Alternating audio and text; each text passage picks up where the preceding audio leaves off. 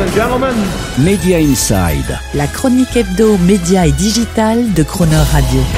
Terence Derieux. De Caribe dans Scylla, tel semble être le sort promis aux marques médias qui, après avoir été atomisées une première fois par la bombe à fragmentation des moteurs de recherche sur Internet, doivent désormais affronter celle des moteurs d'intelligence artificielle qui pourraient définitivement les faire exploser une deuxième fois, façon puzzle, comme dirait Raoul.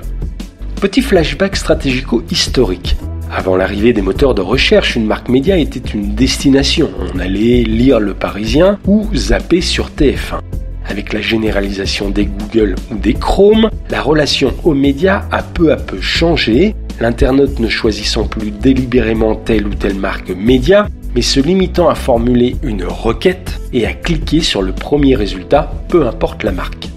Conséquence immédiate mais surtout durable, la fidélité de marque s'est effondrée pour être progressivement remplacée par une fidélité au moteur. Et la marque média de devenir invisible, dissoute dans la standardisation algorithmique d'un Google qui aspire les contenus pour en faire des résumés automatiques, les fameux snippets, souvent sans même rediriger vers le média qui a produit le contenu, mais en récoltant toute l'audience. Tout ceci avec le risque de disparition du média, tout à la fois donc de son audience, de son identité et de son influence, et de sa valeur économique, en particulier publicitaire, captée par les Google et consorts.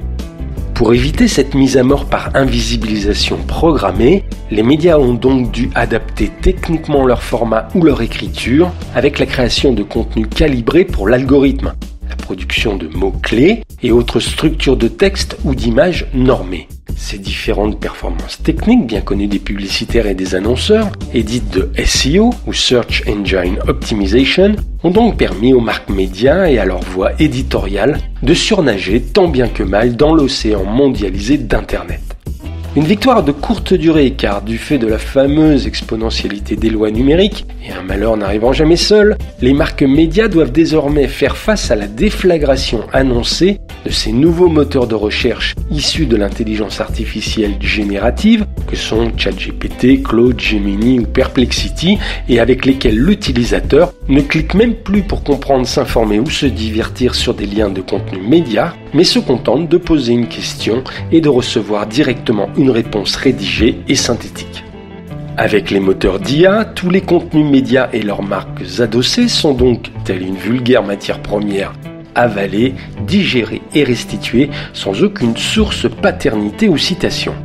Et là où Google affichait au moins un lien bleu, ChatGPT et consorts restituent simplement une réponse finale et l'utilisateur ne voit même plus les références aux marques médias dont les contenus se contentent, si je puis ainsi dire, de nourrir la bête et se trouvent donc totalement invisibilisés.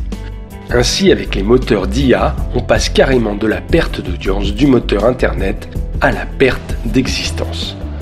Face à cette deuxième mort programmée, et de même que la SEO avait permis en son temps aux médias de survivre à Google, les marques médias sont en train de réagir avec la GEO, pour Generative Engine Optimization, dont l'objectif est de permettre l'existence et la survie des marques et contenus, en particulier médias, dans les moteurs d'IA.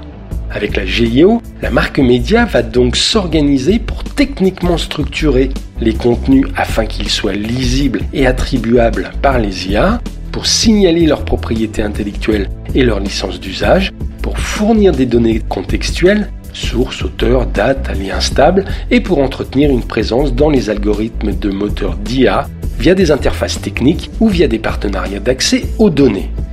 Le sujet n'est donc plus le trafic via la SEO sur Google, mais bien le positionnement GEO dans les moteurs d'IA. C'est ce nouveau référencement-là qui décidera demain qui reste dans la conversation et qui en sort. Le but étant d'éviter que les moteurs d'IA reproduisent et amplifient le phénomène initié par Google d'aspiration du contenu, d'effacement de la marque média et de siphonnage de sa valeur, et que les médias et leurs marques ne meurent une deuxième fois, non plus par la perte de trafic, mais par la perte de reconnaissance.